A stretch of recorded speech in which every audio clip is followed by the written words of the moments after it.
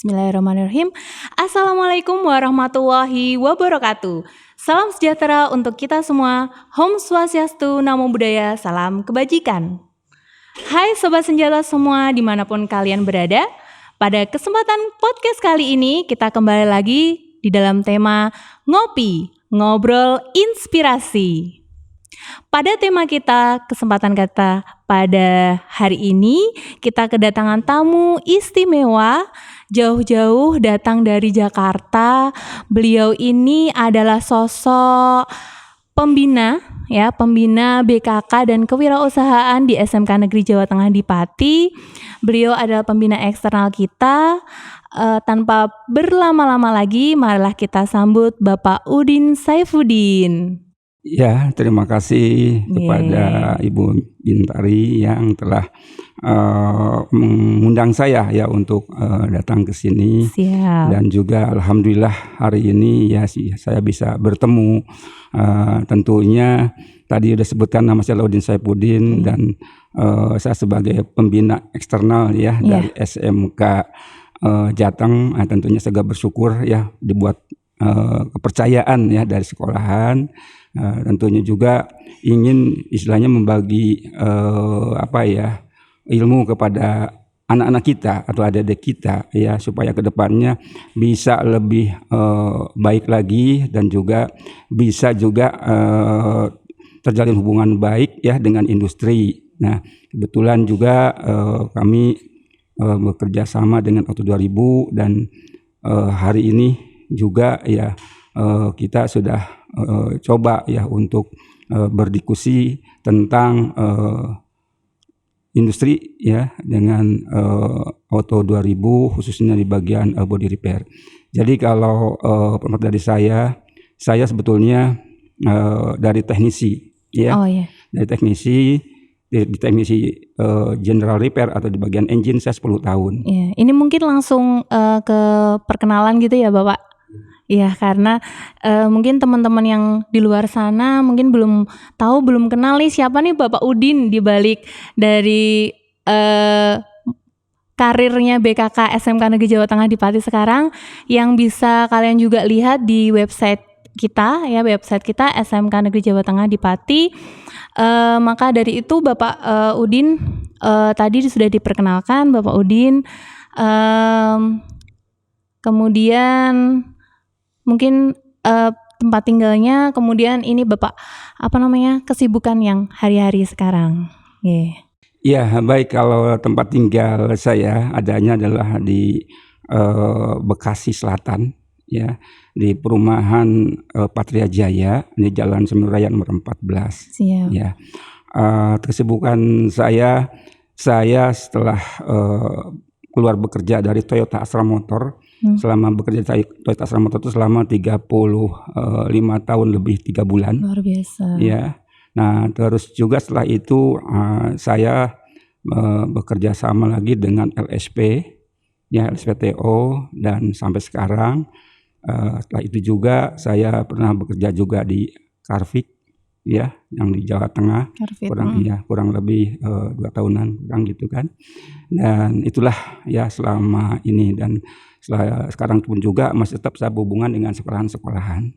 Alhamdulillah dengan sekolahan SMK Jateng ini ya saya berterima kasih ya, terutama kepada Pak Kepala Sekolah ya Pak Hado Syatmiko. Terima kasih juga kepada Bapak dan Ibu guru semuanya yang telah menerima saya di sini. Luar biasa. Justru kami Bapak yang banyak berterima kasih. Bapak Udin ini sosok yang sibuk sekali. Alhamdulillah bisa meluangkan waktunya. Ini kesempatan kita juga. Di 2 hari ini Bapak Udin berkenan untuk membagikan ilmunya, membagikan pengalamannya kepada adik-adik dan kepada teman-teman ngopi semuanya di sini. Nah, kita mungkin langsung aja ke pertanyaan pertama ya Bapak, terkait ini pengalaman Pak Udin selaku Master of Body Painting ya. Kalau saya bilang menyebutnya di sini Master of Body Painting karena memang beliau ini senior yang sangat diidolakan oleh junior-juniornya. Nah, di sini mungkin Bapak saged cerita ya, bisa menceritakan pengalamannya dari mulai dulu mungkin sekolah basic sekolahnya apa? Kemudian bisa diceritakan Bapak mengenai yang body painting tersebut. Monggo Bapak. Baik, terima kasih. Kebetulan saya itu udah orang kampung ya. orang kampung di yang kota. orang tua yang nggak mampu juga sama gitu kan ya. Cuma orang tua ya PNS itu kan Bapak Ibu. Dan juga keluarga adalah banyak ya. Jadi Bapak itu anaknya 9. Dan kebetulan di Jakarta ada 2 orang dari saya. Dan itu adalah ikut dari kakak. Dan pertama saya sekolah juga memang di Jakarta. Saya hanya dulu adalah namanya dengan STM, sekarang jadi SMK kan ya. Nah gitu. Nah terus saya bekerja itu langsung di Toyota Astra Motor dari tahun 80 ya. Itu sebagai teknisi. Yang jelas teknisi itu di bagian GR atau general repair, khususnya di bagian engine ya, karena pada saat itu di sana belum ada untuk body repair ya. Jadi itu karir untuk yang pertama saya. Selanjutnya udah 10 tahun saya dipindah ke bagian body repair yang pertama untuk mencapai SDM-nya ya, itu dengan ke Jepang. Dan setelah udah di Jepang itu adalah 6 bulan. Ya, setelah udah 6 bulan saya kembali lagi ke Indonesia, dan dari perusahaan itu sudah disiapkan ya personal dari dealer ya untuk di training tentang body repair. Tapi ya bengkelnya belum ada, tapi SDM udah siapkan. Ya, nah setelah itu kami berangkat lagi ya untuk tentang proses bagaimana untuk pembuatan dari bengkel tersebut, terus juga masalah peralatannya atau equipmentnya ya, nah itu. Dan terakhirnya itu adalah kita mengadakan seminar ya untuk dealer-dealer agar bisa mendirikan bengkel body repair. Dan akhirnya alhamdulillah terrealisasi. Berarti dimulai dari SDM ya Bapak? SDM-nya dipersiapkan terlebih dahulu, betul. Kemudian menjadi leader untuk pendirian bengkel-bengkel tersebut nih Pak? Iya seperti itu, tapi ya bukan saya juga, memang sih banyak gitu kan, cuma diantaranya yang saya berangkat pertama ke sana adalah berarti saya, pertama ya Pak? Yang pertama. Pelopor pertama, luar biasa Bapak. Kemudian? Ya setelah itu ya bengkel sudah siap, udah berdiri, baru di proses artinya untuk launching ya, untuk jual dibuka di tiap dealer. Contohnya misalkan kalau di Jakarta di Sunter, contohnya kalau di sini Nasmoko adalah di Jalan Raya Pati Juwana itu ya Pak Nasmoko? Bukan, Kaligawe ya, Kaligawe. Jalan Kaligawe.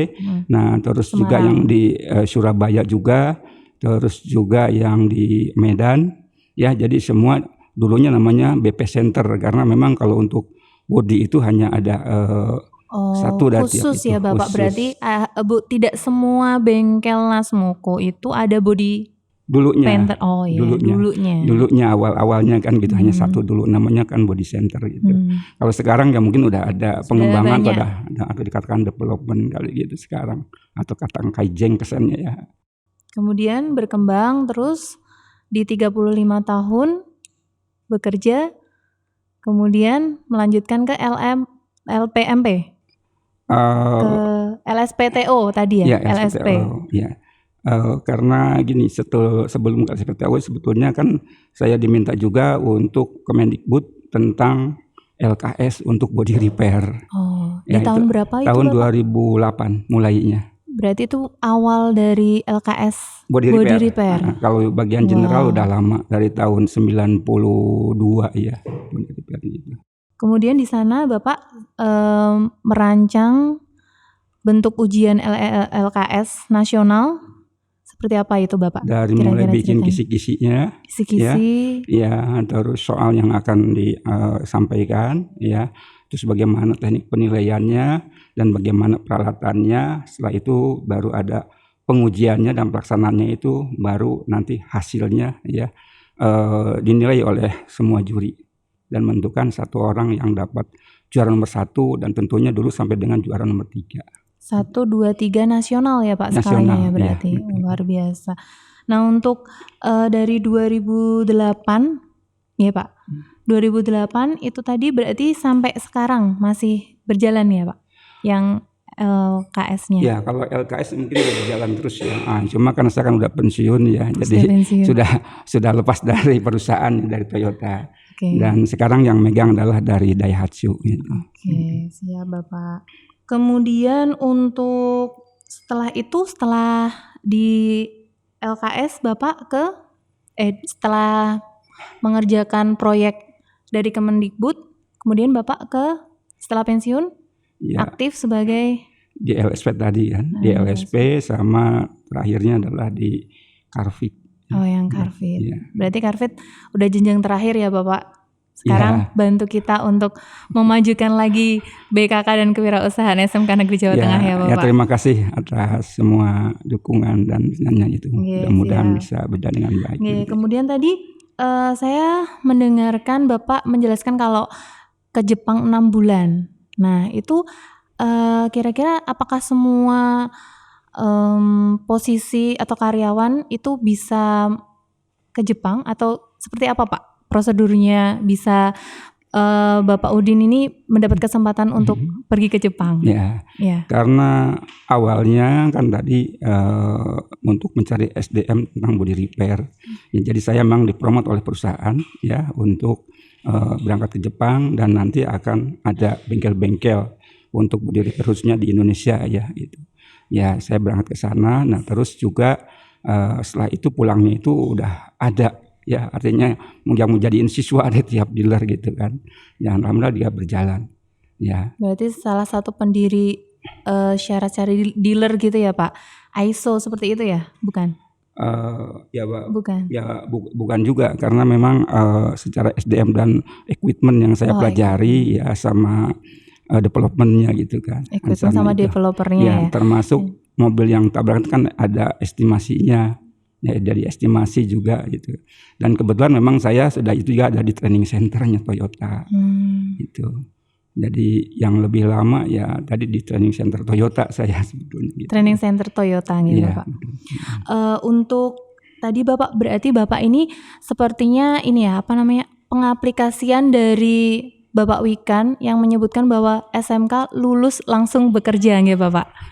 Dari lulusan SMK bisa pergi ke Jepang mendapatkan ilmu yang luar biasa, disalurkan ke sumber daya manusia, membentuk bengkel-bengkel Nasmoko di seluruh Indonesia, seperti itu ya Bapak. Di antara Nasmoko kan nama bengkel dealernya banyak gitu. Iya, nama bengkelnya mungkin banyak ya Bapak. Nah itu kira-kira motivasinya seperti apa ya Bapak? Terkait mungkin kita kan teman-teman kita, adik-adik kita kan banyak nih anak-anak SMK lulus langsung bekerja. Mungkin banyak pro dan kontra, artinya mungkin adik-adik milenial sekarang mungkin berpikiran harus sekolah dulu seperti itu. Atau gimana Bapak menurut Pak Udin? Apakah memang SMK harus berani lulus langsung kerja? Strata karirnya itu seperti apa Bapak? Kalau kita langsung bekerja seperti itu. Iya, kalau misalkan anaknya itu harus punya cita-cita ya. Cita-cita itu dalam artian mau bekerja harus bekerja berarti kan dengan baik. Artinya niat kerja adalah pertama adalah ibadah. Ya, keduanya memang mencari nafkah. Tapi bukan hanya mencari nafkah juga, ingat juga keluarga, nama baik keluarga dan nama baik sekolah kan. Ya, dan yang ketiganya adalah bagaimana kita bisa bekerja baik di perusahaan, berarti dia bisa memajukan perusahaan. Karena kalau perusahaan maju otomatis kan buat karyawannya juga kan akan lebih baik juga kan, seperti itu ya. Gitu. Berarti kita bekerja dengan tulus dan ingin juga memajukan perusahaan ya Bapak. Berarti untuk peluang kerja seorang lulusan teknik bodi otomotif atau body repair itu seperti apa nih Bapak? Peluang kerja di luar sana. Mungkin apakah memang harus di bidang tersebut, artinya harus fokus atau seperti apa Bapak? Kalau awalnya ya memang sesuai dengan keahlian dia. Dimanapun perusahaan kan ahlinya apa gitu kan, itu kan sesuai dengan ahlinya bidangnya. Nah kalau di pekerjaan di body repair itu kan banyak ya, namanya body repair painting itu bisa juga di bagian bodinya, bisa juga di paintingnya. Makanya di Toyota Astra Motor itu juga ada grid, ada tingkatan. Ya, ada namanya step 1, namanya jadi technician body itu kan, atau painting technician painting, kalau engine technician engine. Terus juga tingkatan yang kedua adalah namanya pro technician. Ya, pro technician body, pro technician engine, pro technician painting. Nah, terus juga yang tingkatan yang ketiga adalah master. Ya, nah master itu kalau berjalan mulus itu waktunya 5 tahun. Ya, 5 tahun. Nah, setelah udah 5 tahun udah dapat nyandang master, itu bisa mau ngambil mana lagi gitu kan, untuk tingkat-tingkatan jenjang karirnya gitu. Berarti tetap step by step ya Bapak? Betul. Tetap dari step 1 ya, tetap dari step awal. Betul, iya. Kemudian untuk bisnis Bapak, kira-kira peluang bisnisnya anak lulusan teknik bodi otomotif itu seperti apa Bapak? Ya, kalau saya lihat sih banyak peluangnya gitu kan. Yang penting kreativitas anaknya. Kreatif ya Bapak? Iya, kreativitas anaknya. Ya, karena di kita aja misalnya kan banyak kendaraan-kendaraan yang lama, termasuk ya di sini kan bis, jadi ada literasi gitu kan. Kan jadi kan lebih bagus kan, bagaimana kan cara mengembangkannya gitu kan. Nah, anak-anak juga kan artinya di sini kan banyak yang untuk kesempatan dia membuat usaha bengkel body repair ya, yang tadinya mungkin kurang baik itu menjadi baik, atau lebih buruk juga jadi lebih baik kan gitu. Banyaklah peluang-peluangnya untuk itu. Jadi kesempatan ini untuk bisnis di body repair luas sekali. Luas sekali. Mungkin juga kendaraan-kendaraan yang udah tidak terpakai, rongsok gitu ya Bapak, bisa kita manfaatkan lagi ya Bapak. Mungkin untuk interior juga, mungkin sekarang kan industrial seperti itu kan, bisa mobil bekas bisa menjadi kafe kayak gitu ya Bapak. Mobil bekas bisa menjadi ladang usaha lain, mungkin wisata mobil bekas kayak gitu ya Pak. Nah, gitu. Yang sudah di painting, udah di desain sedemikian rupa menarik sehingga bisa lebih meningkatkan harga jualnya lagi. Mungkin yang terakhir tadi Bapak sudah bertemu sama anak-anak SMK Negeri Jawa Tengah di Pating ya Bapak? Alhamdulillah, iya. Ya, mungkin bisa dikasih motivasi untuk anak-anak Bapak, selaku mungkin Bapak master of body paintingnya, biar adik-adik kita juga semangat. Mungkin juga untuk anak-anak SMP yang mungkin masih cari-cari sekolah Bapak, kira-kira kan mereka mungkin masih membayangkan, masih gambling, masih bingung ya Bapak terkait teknik bodi otomotif. Apa sih yang kita pelajari di teknik bodi otomotif? Apakah otomotif seperti teman-teman lainnya? Apa hanya merancang bodinya saja, atau yang seperti apa kayak gitu kan juga? Mungkin Bapak bisa menjelaskan dan memberikan motivasi kepada kita semua. Ya, baik. Yang pertama sekali kalau kita lihat ya, jenjang LKS itu bagus sekali menurut saya. Karena apa? Di dalam LKS itu banyak perusahaan-perusahaan ya, atau industri yang memperhatikan bahwa kalau anak ini lulus atau dapat juara gitu kan, ya udah langsung direkrut. Ya contohnya yang di Apto 2000 adalah Pak Ali itu kan. Ya, direkrut di Apto 2000. Pak Ali? Ya, itu kan. Nanti ya dan bisa yang berikutnya gitu. Iya, jadi itu udah ada di antaranya. Dan juga bukannya itu aja, dari mulai tahun 98 itu juga udah mulai ya perusahaan itu melihat yang paling bagus di mana. Jadi bukan hanya untuk di APM aja ya, tapi tadi di di bengkel-bengkel bodi umum juga banyak yang menerima hal itu. Yang poin pentingnya itu karakter ya Pak, kalau nggak salah. Iya, memang itu yang diutamakan ya, karakter. Karena kan kerjaan bodi itu kerjaan seni. Ya, kalau lagi ngetok istilahnya ada masalah, ya mungkin ngetoknya nggak bener kan. Apalagi ngecat gitu loh. Iya, ngetoknya pakai irama ya Pak. Ya begitu kira-kira. Iya, harus tetap fokus, kreatif, kemudian sikapnya juga yang nomor satu ya Bapak, supaya nanti bisa bekerja dan tadi meningkatkan kompetensi sehingga bisa memajukan industrinya juga. Gitu. Oke, mungkin itu Bapak pertanyaan yang bisa kita berikan ke Bapak Udin. Terima kasih banyak. Mungkin tidak terasa ya waktunya. Kita singkat saja bersama dengan Bapak Udin. Terima kasih banyak. Kita harapkan nanti ada kesempatan lagi untuk kita bisa berbincang-bincang ria di sini Bapak, di podcast kita, podcast ngopi. Kita juga nanti mungkin bisa jalan-jalan ke tempatnya Pak Udin.